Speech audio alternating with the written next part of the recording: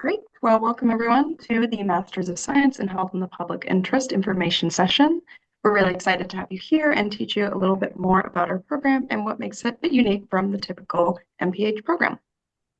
So without further ado, we'll go into it. First, we'll introduce ourselves and our roles within the program, look into the program itself, kind of why happy, look into alumni outcomes and career opportunities, where students have gone after the program, talk about the capstone a little bit, and then go into an admissions overview, give you a sense of what to know when applying to the program and financing your degree, while of course leaving plenty of time for questions at the end. So first off, my name is Jenny Jansen. I use she, her pronouns, and I am the program coordinator for the MS Happy program. What that means is I'm essentially an advocate for students from application to graduation. I'm the person who can kind of provide resources, share what our department as well as the larger graduate school has to offer in terms of funding a degree, finding electives, getting enrolled, getting more involved in campus, just kind of all those logistical details that help the program run. From there, I will introduce first our two program co-directors and also our special guest for today, Michaela, who has graciously agreed to join us as a student of the program to provide her perspective. But first, we have our co-directors, which are Dr. Adam Myers and Dr. Adrian Fu-Berman. So welcome everybody. I'm Adam Myers, and I'm very pleased to see a good group of people here to join us to talk about the health and the public interest program. We'll have lots of time for question and answer, and you're welcome to also use the chat along the way. I'm a cardiovascular physiologist by training, but I've gotten more and more involved in issues of health and healthcare disparities and related things through this program. And at this point, I'm co-directing both this program and the Addiction Policy and Practice program, both of which I think are great sort of socially relevant programs. So congratulations on getting to the point where you're looking at grad programs, and I look forward to hearing more about you as we progress. Adrian. Hi, I'm Adrian Fu-Berman. I'm a physician and a professor in the Department of Pharmacology and Physiology at Georgetown, and also the Department of Family Medicine. I run, besides co-directing the HAPPY program, I direct a project called Farmed Out that does research and education on how the pharmaceutical industry manipulates prescribing habits of physicians and other prescribers. And I also take care of 5,000 square feet of gardens on the Georgetown campus that grow a variety of plants. Michaela. Hey everyone, my name is Michaela and I'm a current student in the program. A little bit of background, I went to William & Mary and graduated in May, and I majored in econ and Spanish, so I took a little bit of a pivot into the healthcare space, and yeah, I'm excited to kind of build a bridge between healthcare, economics. Yeah, and I've really enjoyed the program so far and I'm excited to hear from you guys.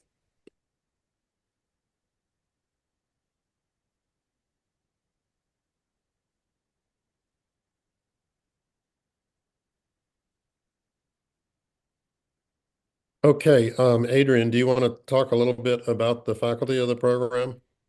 Sure. We have a really, really great faculty. So the program starts with a 3.5 week course in the summer, Health, Disease, and Society. And Yulia Chentsova Dutton, who's a cultural psychologist, directs that, and also team teaches it with an anthropologist and a sociologist. So it's our kind of social science boot camp. Tony Shalley is an OBGYN reproductive toxicologist who has been teaching theory and methods of epidemiology. And Lynette Golding's teaching health communications, which I know Michaela's taking right now and enjoying.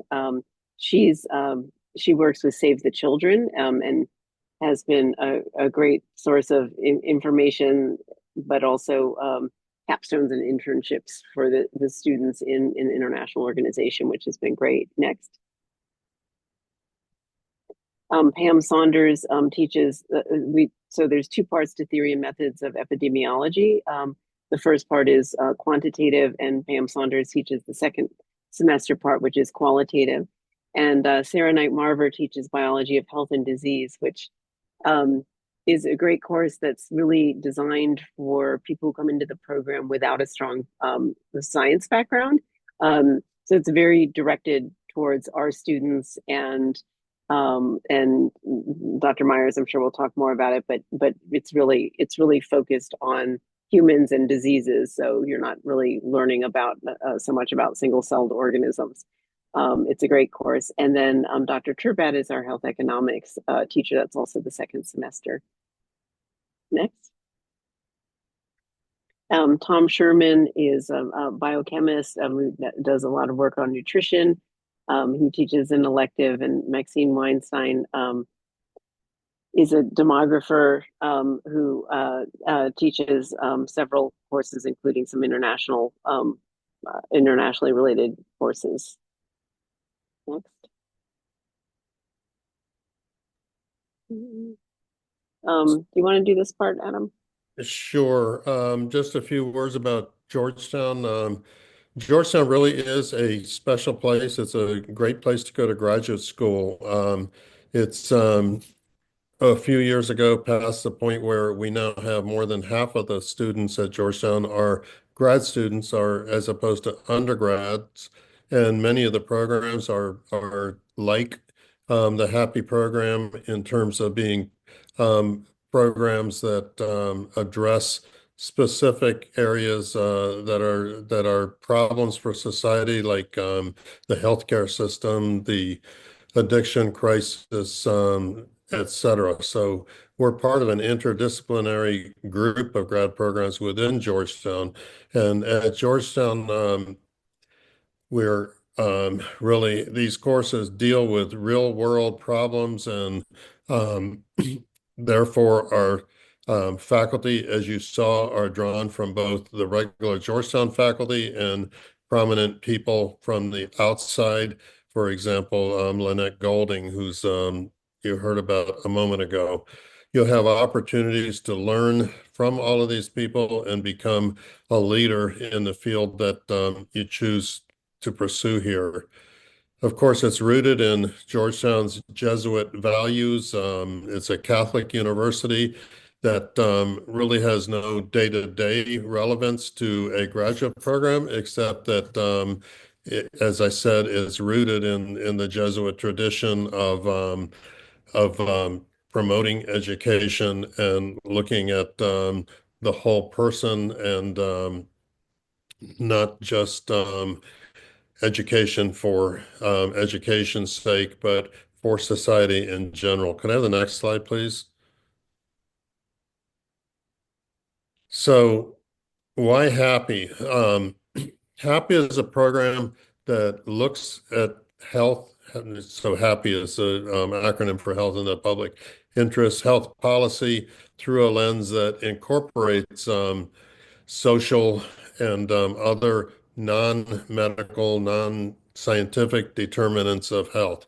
We're concerned with healthcare disparities, issues that involve drug companies, marketing practices of drug companies, economic factors, cultural factors, all these things that affect health besides simply the science of health and the medical aspects.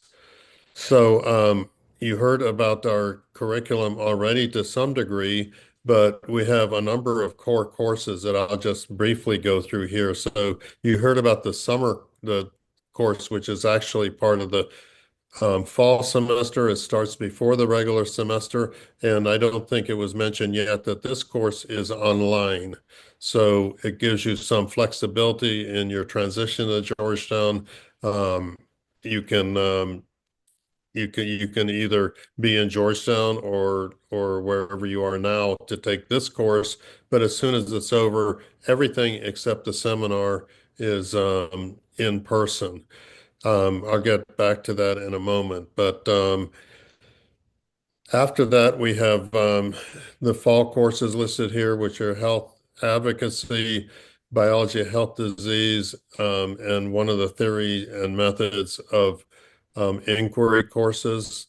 The biology of health and disease, as Dr. Fu Berman mentioned, is a course that is about biology from the standpoint of its relevance to public health. So it teaches you about some of the basic biological processes, but we're not talking about molecules so much as we're talking about processes and systems of the body, how they relate to health and how disease can occur. We want everybody who graduates to be on an even footing with other people in public health who are certainly going to understand things like, what is heart disease, what is diabetes type 1 and type 2, et cetera.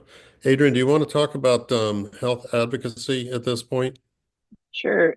So health advocacy is a really novel course. It's very immersive and very much in some ways controlled by the students. But the you will attend different advocacy events, and an advocacy event might be an FDA advisory committee meeting, it might be an advisory neighborhood council meeting, it might be a Senate hearing, it might be a protest, and evaluate them on how communications take place.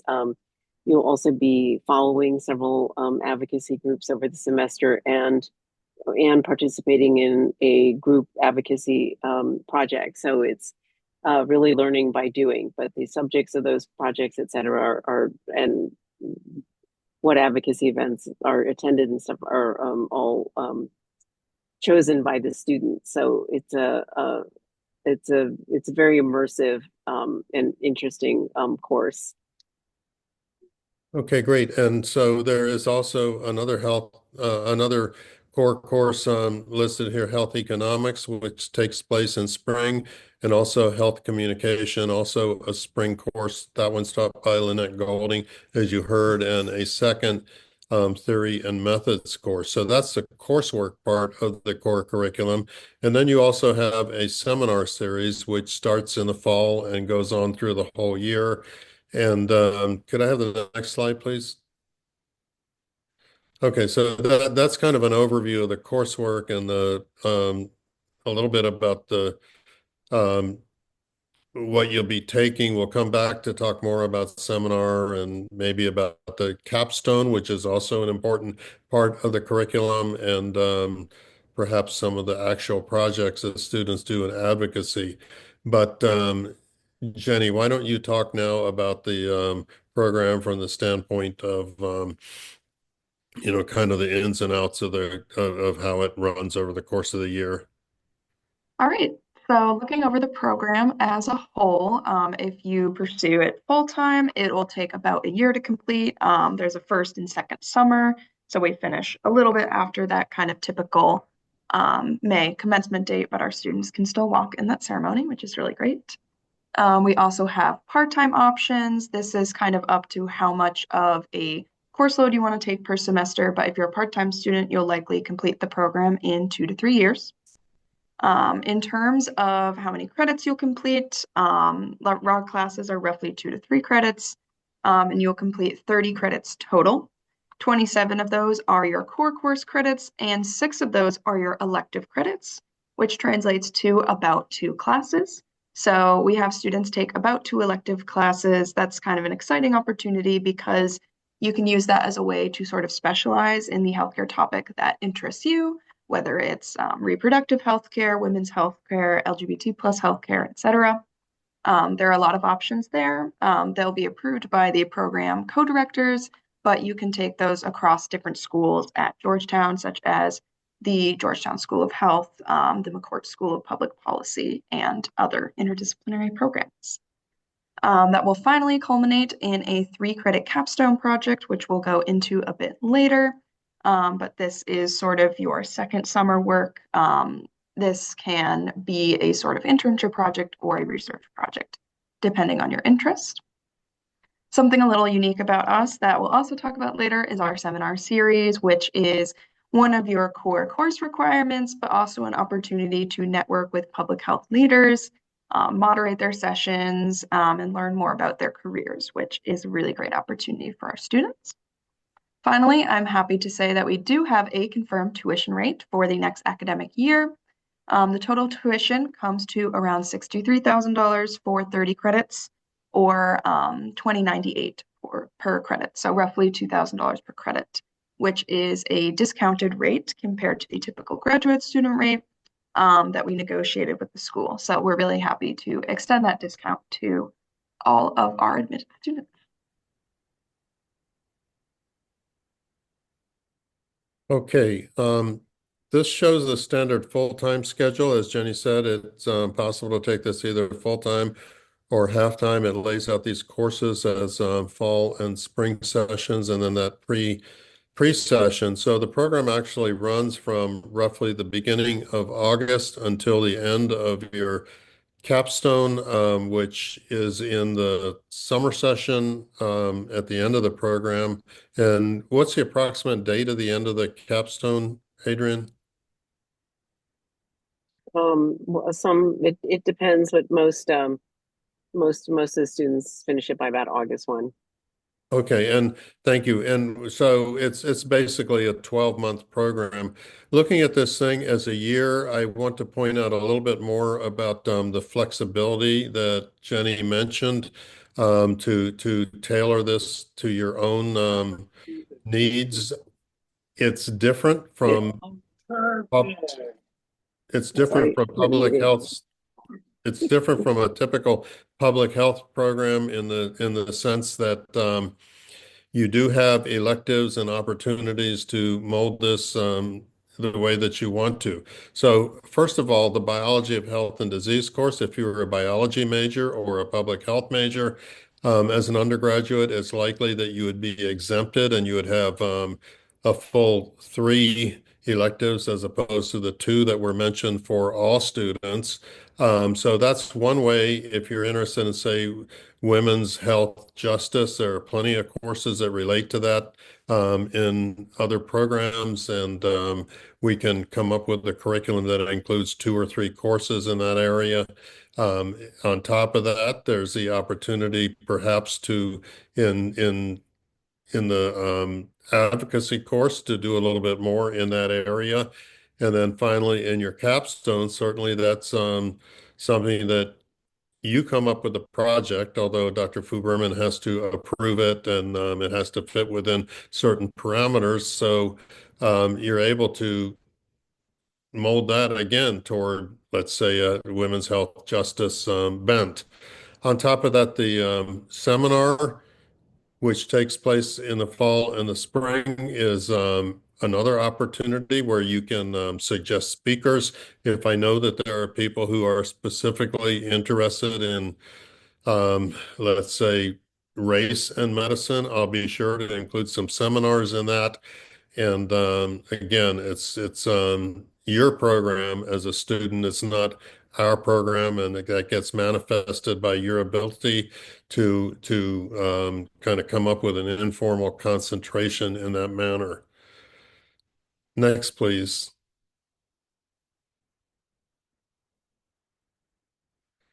So this is just a sample part-time schedule. It takes 2 years part-time or 1 year full-time. Sometimes students stretch it out a little bit further than that. This isn't a hard and fast curriculum. It's simply one way that we put together that a number of our part-time students have done this. Next, please.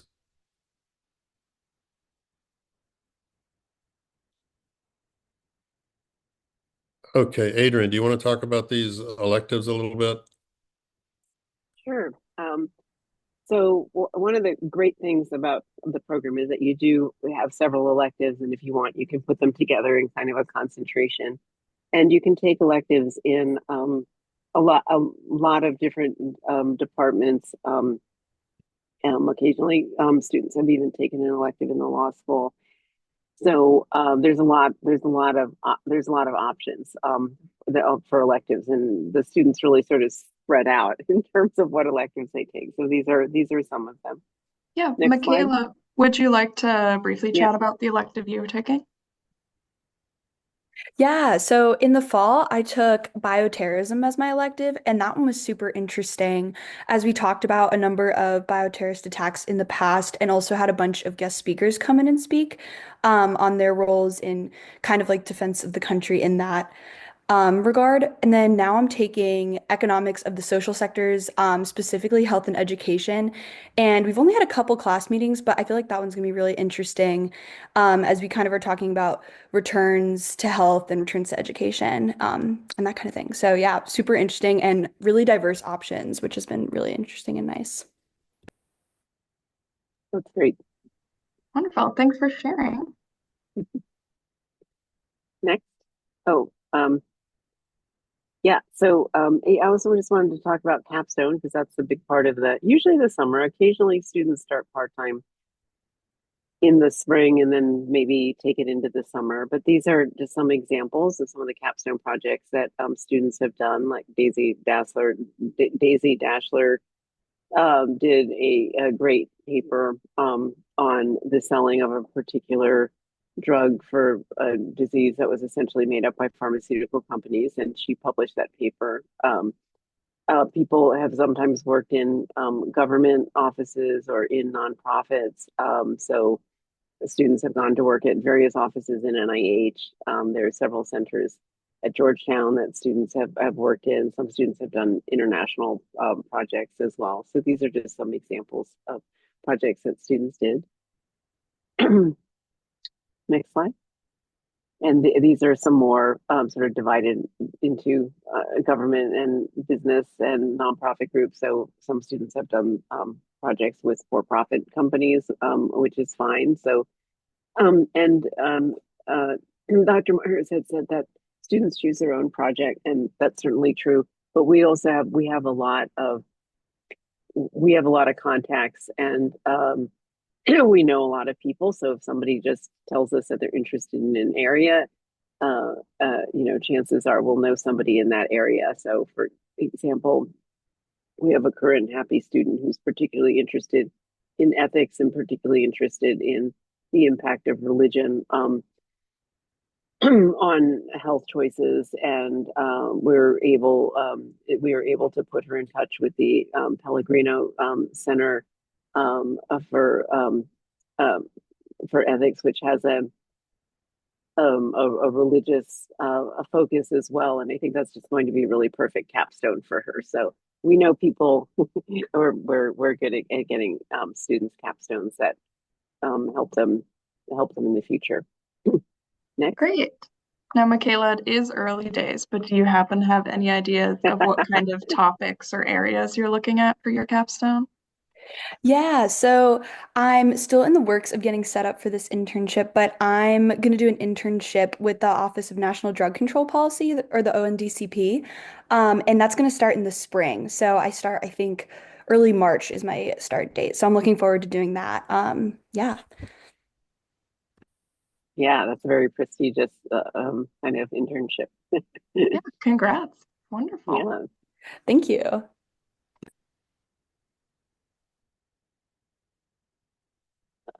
Adam, I think you're on mute. Yeah.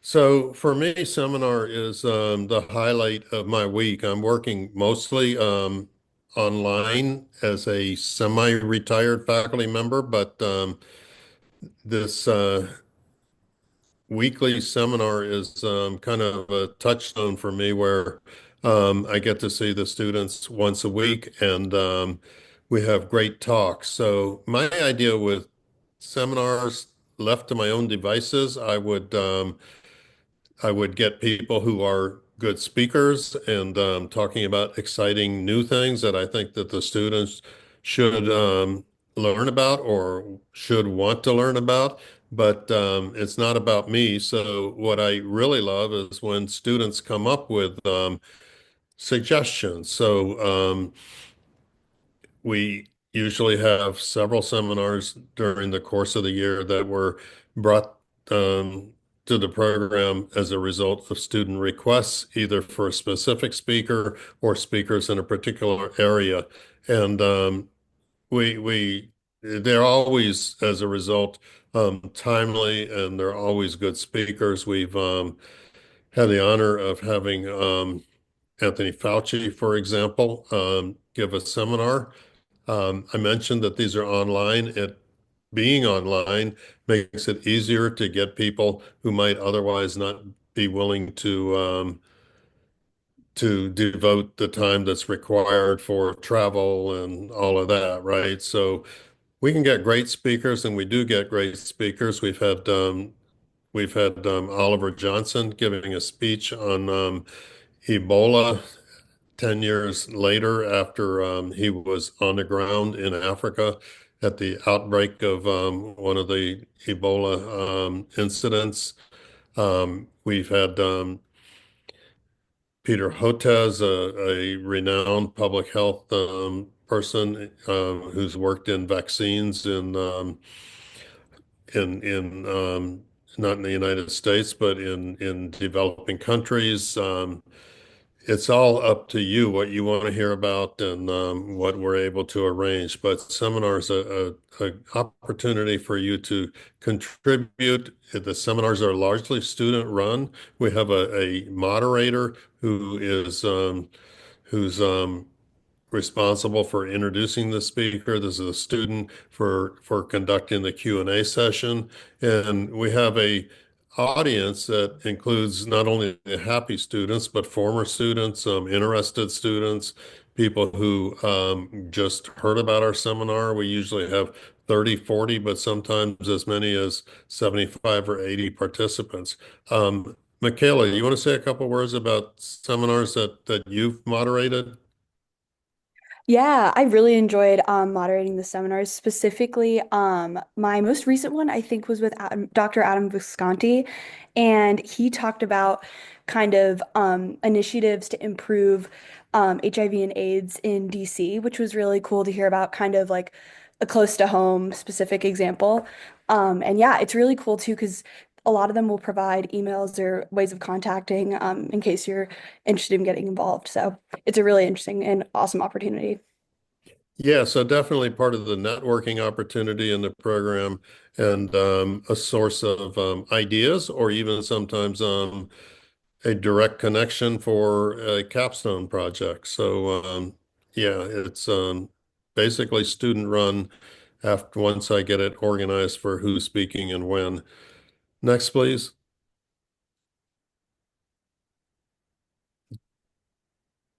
Okay, Adrian, you want to go to this? Sure.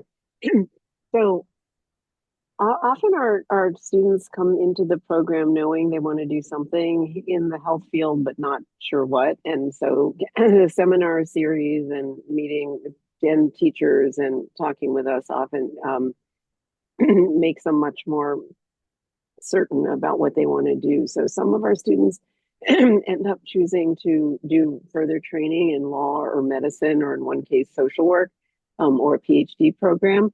But most of our students go directly from the program to a job, and that can some have taken jobs in the government, including Health Resources and Services Administration or NIH.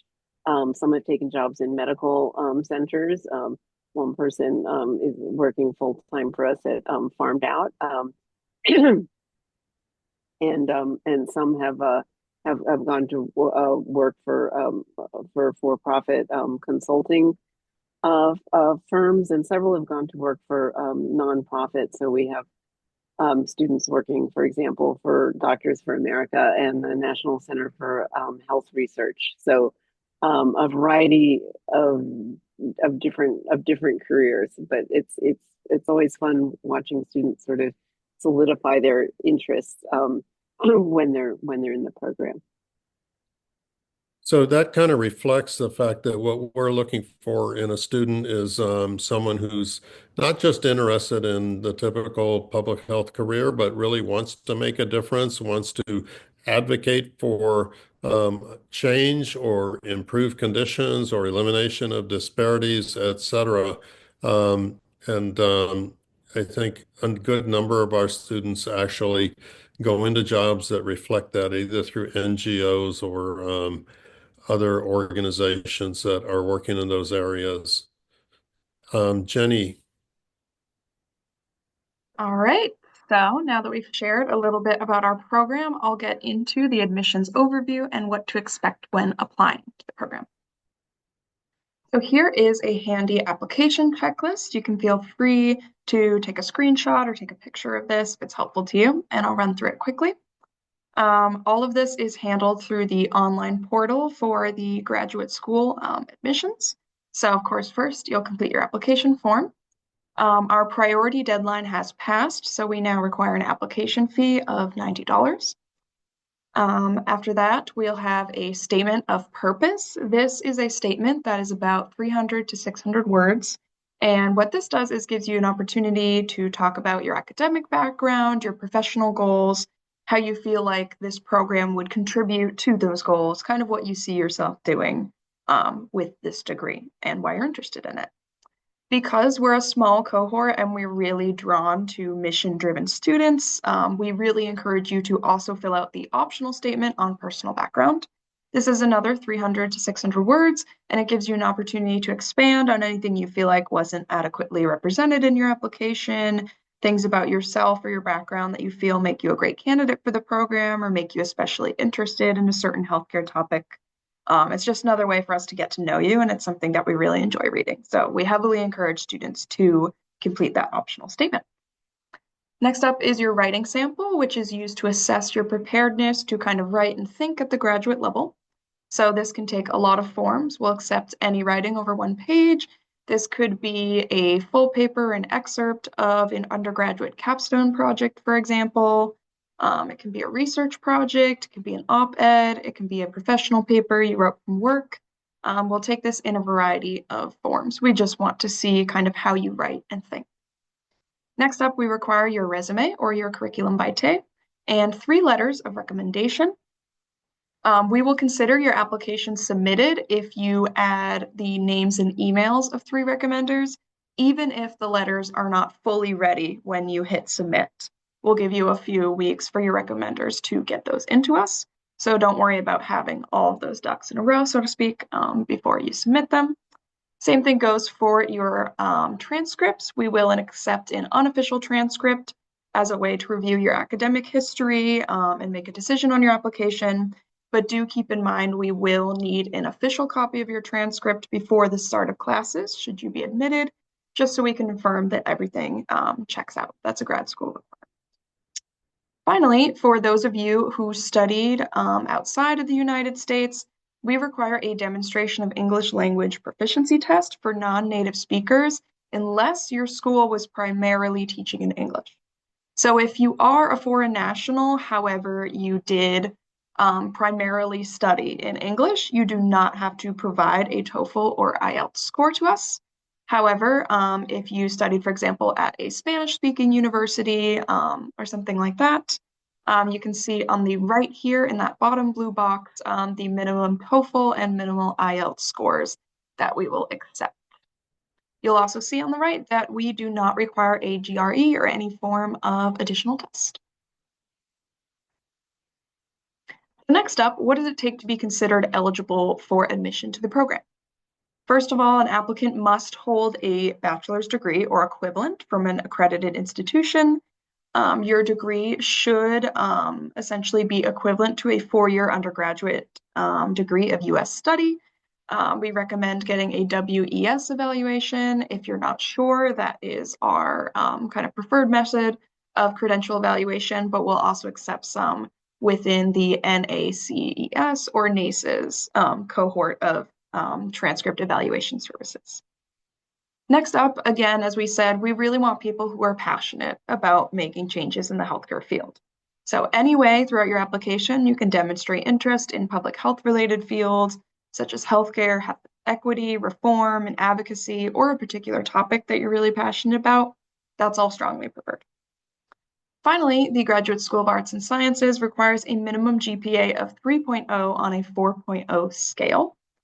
With all this in mind, however, I do want to draw your attention to that blue box in the corner because we conduct a holistic review of applications. As a small team who recruits kind of small dedicated cohorts, we have the ability to really go over everyone's application, get a sense of who they are as an individual and if they're a good fit for the program. So if you do worry about any one of these requirements, but feel like you're otherwise a very compelling candidate, we really encourage you to reach out to us via the email I display at the end or the phone number, or any other way to get in touch with us. We've been able to make appeals to the graduate school if we feel like a student is otherwise a very compelling applicant, but do keep in mind you will need a justification for some of these things, which will help us kind of write our appeal to the graduate school. All right, so our priority deadline for application has passed. We will now be accepting applications on a regular basis until April 1st. We will review these on a rolling basis. For both of these deadlines, classes begin in August 2025. However, make sure to apply for fall 2025 because our first kind of August session is counted as a pre-fall session and not a summer session. The application fee is $90, and everyone is considered eligible for merit aid-based scholarship without any additional materials needing to be submitted. With that, I'll talk a little bit about financial aid and funding your degree. This program, as I mentioned, offers limited merit-based scholarships. We encourage people to apply earlier than later for full consideration of aid, as we have more to give out, of course, at the beginning of the year. But you don't need to add anything to your application to be considered for merit aid. Other resources we recommend are through the university. External funding sources that students often tap into are part-time work on campus. Students can work up to 20 hours a week at a Georgetown job while studying here, and there's a lot of great positions that give you more experience as a TA or a research assistant or a digital media and marketing assistant for different programs. So it's also a great opportunity to get to know other institutions throughout the university. You should definitely check in if you are planning on continuing work while pursuing the degree, if your employer has any tuition benefits you're eligible for. We also have an Office of Graduate Fellowships and Scholarships. That is a great resource for matriculated students. They have a loans and scholarship tab, which is very helpful. And they also send out a monthly newsletter with new opportunities and scholarships for students to apply for. If you are eligible for Veterans Affairs benefits, you can contact the GU Veterans Service for more information on starting their application process. They are in the floor just above my office in the car barn, which is sort of the hub for graduate studies.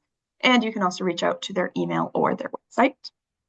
The free application for federal student aid, or the FAFSA, is open for the next academic year. We really encourage grad students to fill this out because they are indeed eligible and it is free to fill out. So you can see if you are eligible for low interest federal student loans or federal work study status, which will allow you to apply to specifically designated federal work study positions.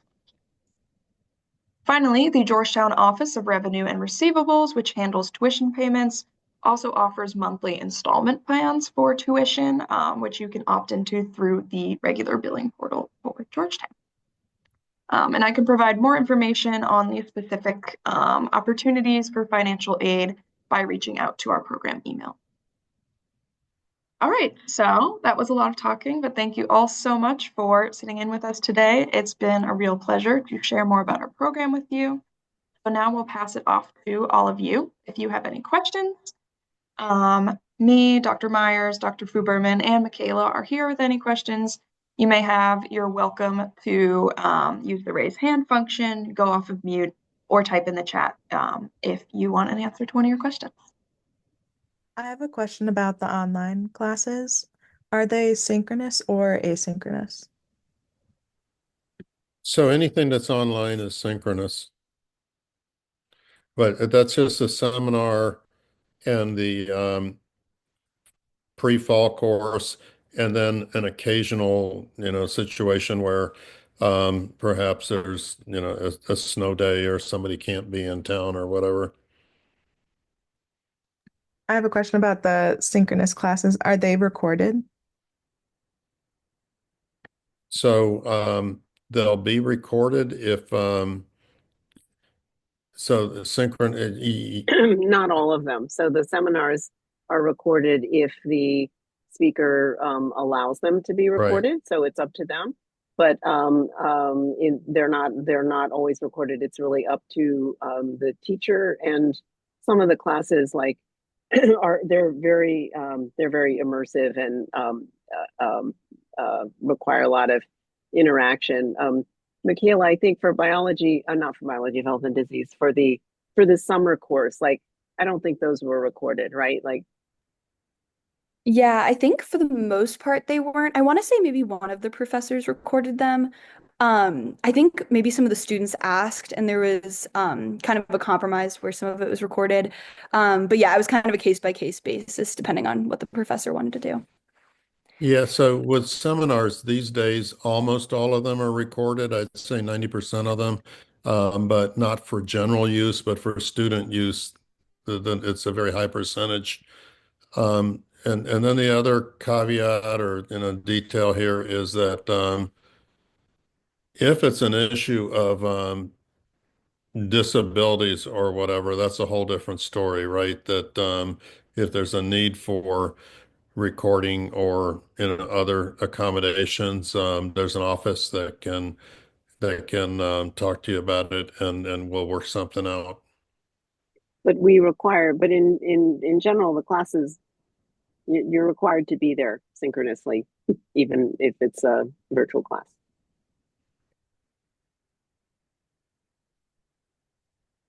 All right, and Angie asked in the chat what the typical class sizes are within this program. And Angie, a particular welcome to you. I know you're already accepted into the program, and we hope you'll come join us. um, um, I usually, well, so I can't say for the electives, and maybe Michaela, you can speak to that, but for the core classes, it's usually about 12 students. That's usually our cohort. We usually have like a couple part-time students who might, extend from 1 year over to the next year. But I would say that the average is about 12. Michaela, do you think that's about right? Yeah, my bioterrorism elective was a little bit bigger because I was taking that in a different program. So I was with the students in that cohort as well. But yeah, I would say for the most part, the core classes were around 12. And then depending on where you're taking your elective, it might be a little bit bigger, even smaller. Yeah, they're pretty intimate. We're not doing like huge lecture halls.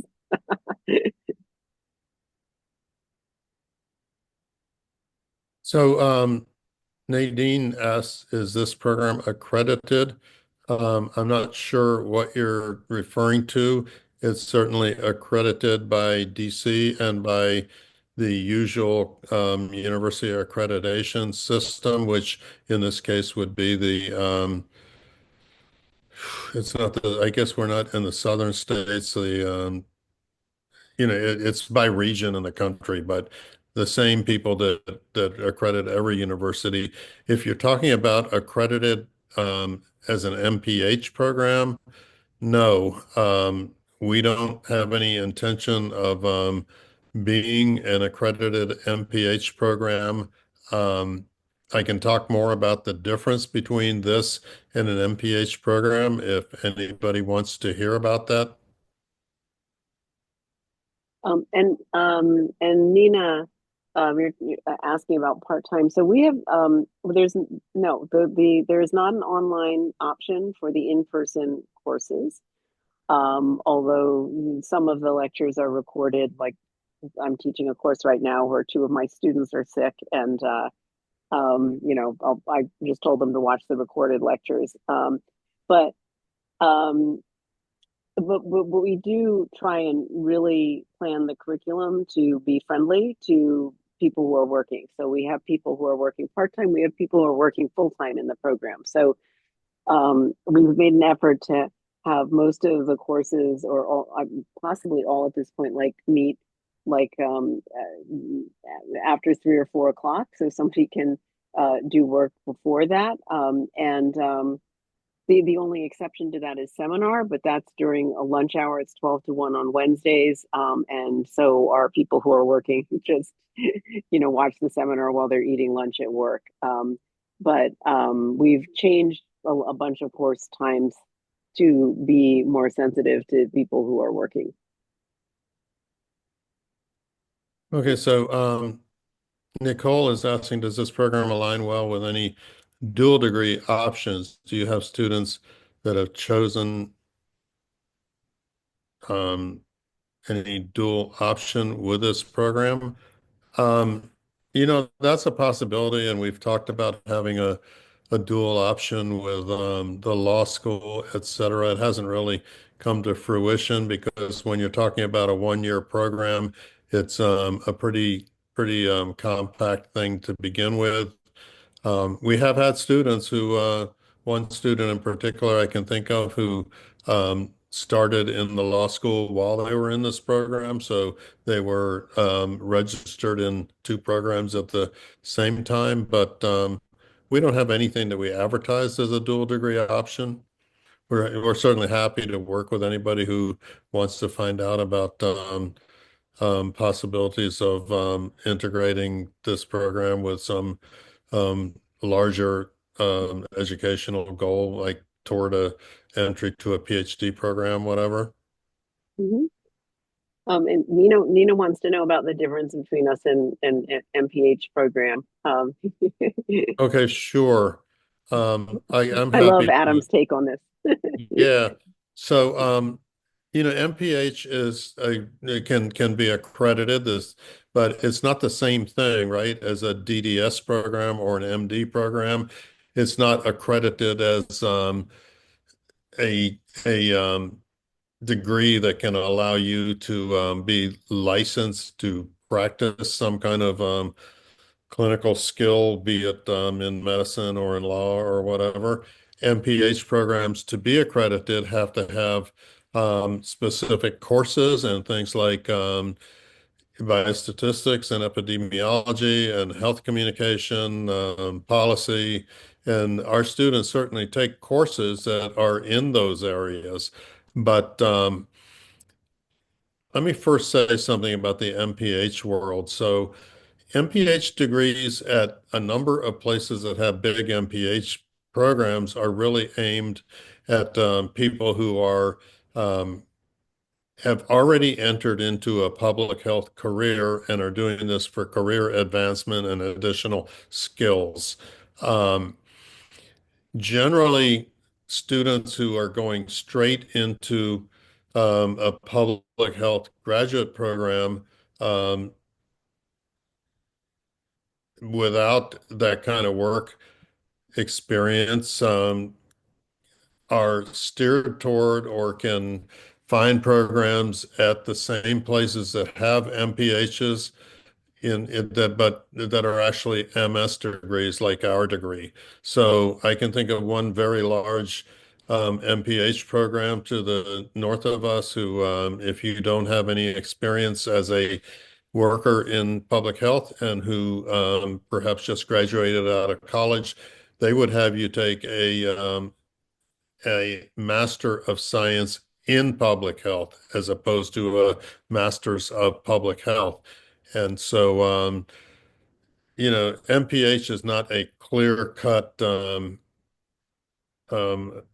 thing like MD or DDS or JD is. But it So, is a terminal degree that's really well recognized. So, I mean, and obviously, like, a happy degree is not necessarily the most recognized degree, but we're really trying to train people to improve and change the healthcare system. And Dr. Myers often says that like an MPH is training you to apply the current healthcare system. There's also generally like much less room to take electives or tailor your program in an MPH program.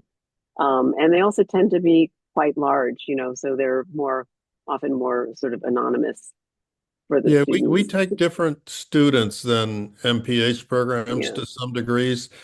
If you look at what graduates of MPH programs do, many of them end up working as policy researchers. That is, that they are researching um, policy for somebody else who's guiding that research, or they're working as a epidemiologist, crunching data out of some database for a principal investigator.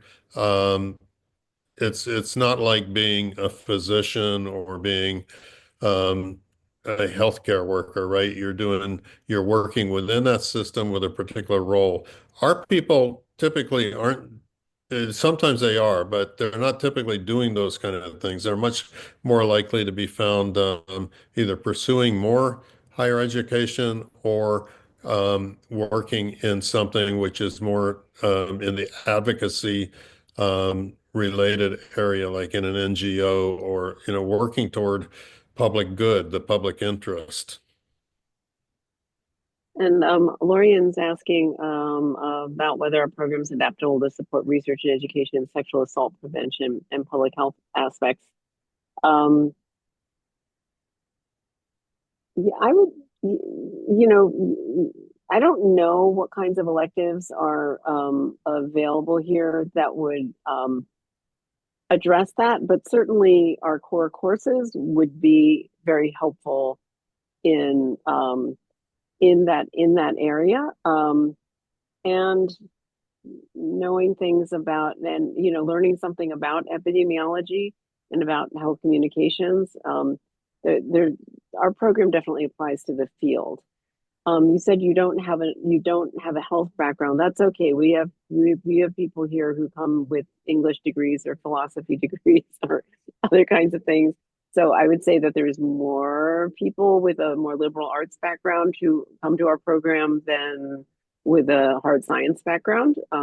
That's really the purpose of that biology of health and disease course, is to get people up to speed in terms of being able to talk about medical and public health topics, even if you don't have a background in that. So we have had seminars that are related to pregnancy justice and sexual violence, etc. So it's not something that we don't talk about or think about.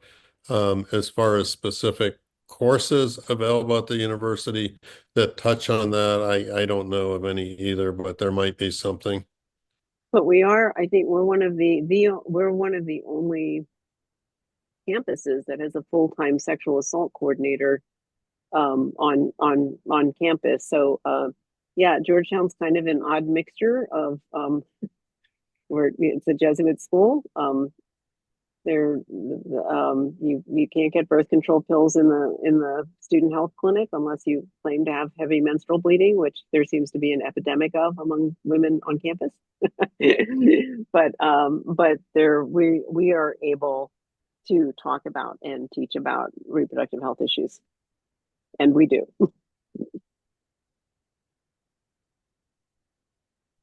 And we have students doing projects that have to do with access to birth control, access to abortion or chemical abortions, etc. So we're not limited in that area. Yes, I can go to the next slide, Nina, just an answer to your question too. We have a lot of ways to reach out to us.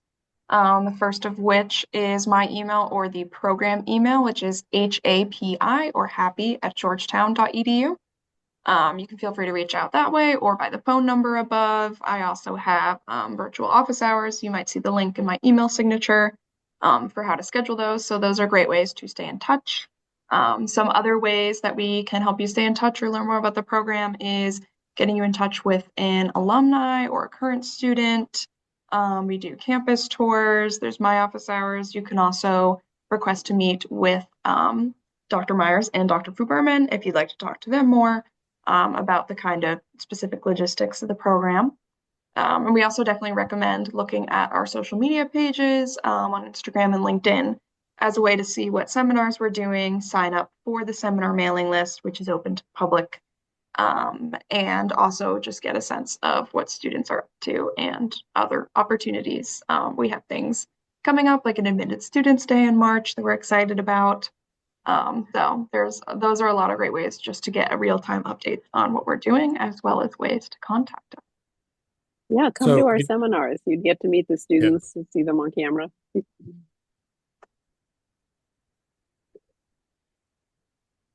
Michaela, do you have anything that you want to say to these guys?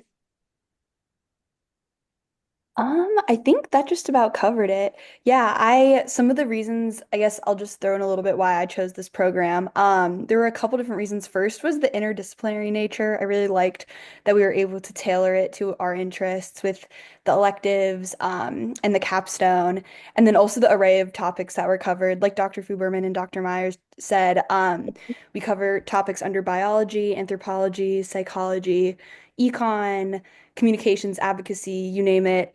And then also the location in DC is really great as well. It allowed us to attend events outside of school, specifically with our advocacy class, like Dr. Huberman mentioned. Especially with the election in the fall, there was a lot of events we were allowed to witness, and just a really interesting time to be in DC. So yeah. So, Michaela, I'm curious, what other programs were you thinking about when you applied to our program? Honestly, I did start on the search. I was originally looking at some MPHs, but I really liked kind of what this program offered, just kind of our ability like to choose, I don't know, different topics and focus on our interests, that you don't really see in a lot of MPHs. I knew I kind of wanted to stay in the DC area, so I was looking at GW, an American and some others. But Mhm. yeah, I just really fell in love with what Yeah. this program had to offer.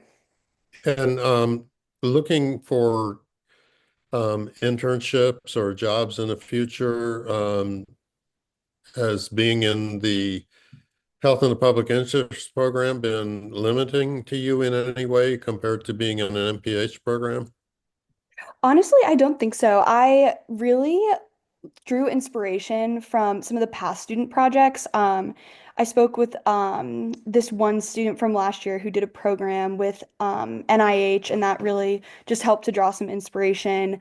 As well as I think Jenny had a sheet that she updates on internships that are available. So I always would look through that occasionally, just to see what's out there. And yeah, just kind of a combination between past students and Yeah. word of mouth too, a little bit with some of my the students in my cohort. We kind of share just what we find to keep people updated and just present any opportunities that people might be interested in. Right, Bailey's wonderful. asking Michaela a question. Is there anything you did or wish you'd done to prepare for the program before starting? Honestly, I'm not quite sure. That's a good question. I think that first class was a really good introduction, just kind of helping align everyone from different backgrounds. Had a very limited science background. I was an econ major, so I think I took the one science class I needed as a requirement for undergrad. So yeah, I think the program does a really good job of getting everyone adjusted. Yeah, but that's a good question. I'm not quite sure. I don't know. I don't know if there's anything, but And also just a note for Nina, I who asked about part-time working, but for the most of the courses, it's really fine to have a job and the schedule works out, but not for the summer course. So for the pre-fall course, the first course that's online, it's pretty intense and it's a number of hours a day plus a lot of work in the evening, right, Michaela? So like we really advise people do not work while, or if you have a job, like take a few weeks off when you take that summer course because that's really hard to manage with a job. Would you say that's right, Michaela? yeah, the summer course, I think it's about 3 weeks. But there is a decent amount of class time. I want to say it was like 4 hours a day, with incorporated breaks, but still it was a lengthy class. And yeah, there was homework at the end of the days. But it really did help. I think that was an important way to start the program, just as it helps bring in some topics, and just get everyone acclimated.